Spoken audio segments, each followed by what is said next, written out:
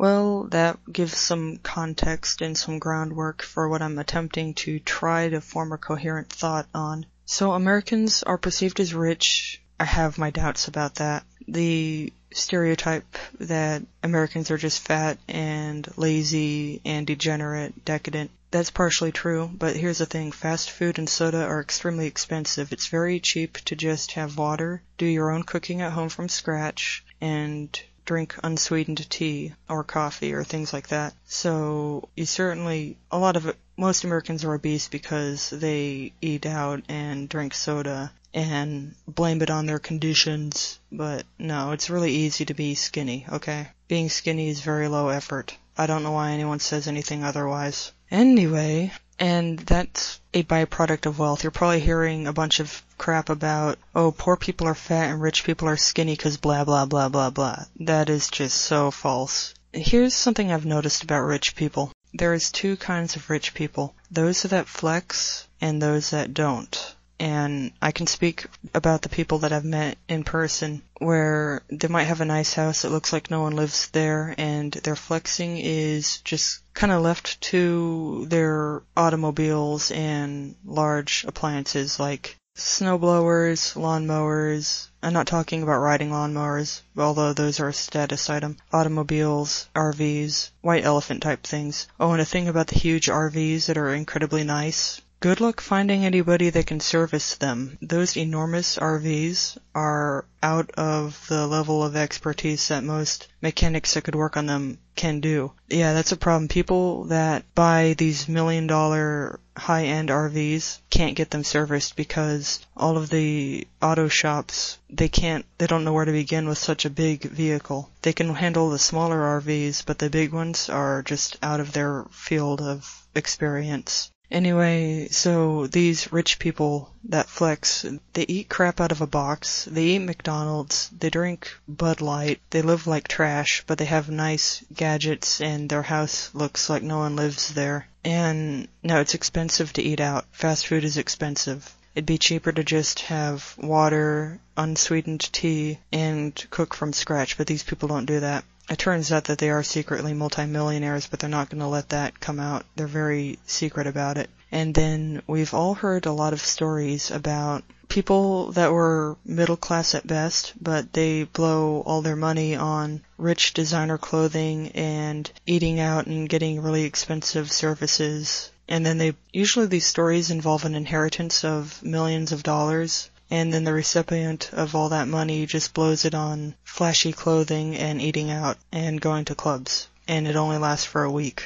So, yeah, there's the rich people that keep their wealth discreet, and then there's the ones that flex. And I think that just about says everything that needs to be said about that anyway. So, I kind of wanted to come up with an intelligible talking point about how Americans are often rich, but what is our common cultural export? I know that there's the movies and music industry, but a little thing that I've noticed about American music, almost like 90% of it historically is from Los Angeles, California. And maybe there is that Seattle grunge movement, but I think that was pretty small compared to all of the musicians and groups that came out of Los Angeles, California. And then there's that thing about maybe people from Los Angeles, California had access to recording studios that are not present in other parts of America. It's just a thought. Because Seattle grunge was a pretty recent movement, and that's probably because, I'm just gonna guess, I didn't research this, it's a guess, that around Seattle there was a recording studio for music and the difference. And locally produced music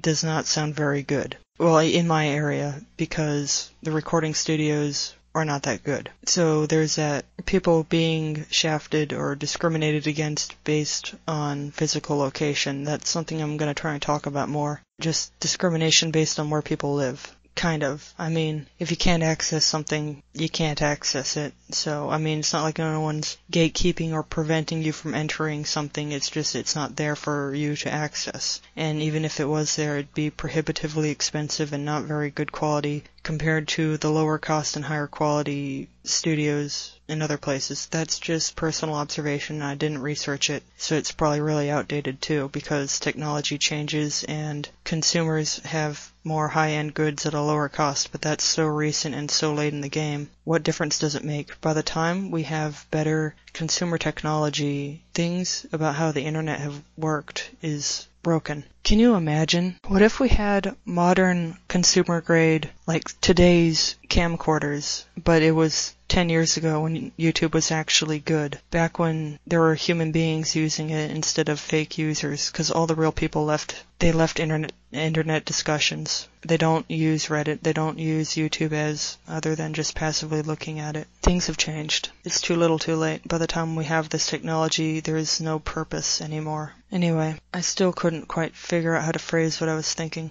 Okay, so America's rich and India's poor. That's what we're told. It's an oversimplification based on stereotypes that probably are misleading. In China, I don't know. So what is the common American export? Because the media industry is very Blue Lodge and very prohibitive, and normal people cannot access it. You have to be born with connections, and then you have to sacrifice your dignity and probably your fingers and probably one of your eyes and other things in order to get into the Blue Lodge industries, which are very, very closed. And then you got, how do Americans get rich? Through connections and money, like family money. And all of this technology stuff is exported out to, outsourced. All this technology stuff is now outsourced to India and China. There's this sort of a drama thing kind of going on with North American CGI animators, like from United States and Canada, where they can't even get a job anymore because nobody wants to pay an American or Canadian CGI animator for their work when they just pay an Indian or Chinese CGI studio to do the effects animations. And so if China and India are getting all of these high-paying jobs, well, actually they're not making a lot of money per hour compared to what a North American would make, but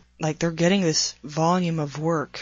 They're getting so much stuff to do that they are going to make more money. Everything is outsourced to these companies, from making kitchen appliances to clothing to labor. It's all just outsourced. Why are these countries perceived as being poor? Now, I know that they've recently gone through enormous economic growth because of the outsourcing. So what is left in America that's done in the country? We don't make anything. Well, we make a few things, but it's so negligible. And our niche American products don't usually get exported. Some other Americans will buy them at a really high cost. And I think I'm just going to shoehorn this in here because it's something I remember hearing about, and I think about it sometimes. Now, I don't support drinking milk, like cow milk. I don't support that, but it's an example of how things are misvalued. A gallon of milk at the store is probably going to cost $3. It's probably got freaky hormone crap in it and lots of pus because it came out of a factory farm. And so it's cheapened and it's very low quality. And then you have local farmers, especially farmers from New England. That's what was talked about that I remember, complaining that nobody's buying their perfectly good, really high-grade, high-quality milk for $10 a gallon. And so their really good high-grade milk gets thrown into a hole in the ground because nobody bought it. They're buying the $3 crap from the store. Can't remember what that other person said, but I think that there's probably something to discuss there. Americans are making a really high-quality product locally, but nobody's buying it, and, well, maybe that $10 price tag has something to do with it, just saying. They end up selling none of it, so they throw it into a hole in the ground. Maybe the way we do things just isn't working. Maybe you gotta accept that maybe you're not subsidized, but if you're gonna price something at $10 and something else that has the same name is going for $3, what do you think is gonna happen?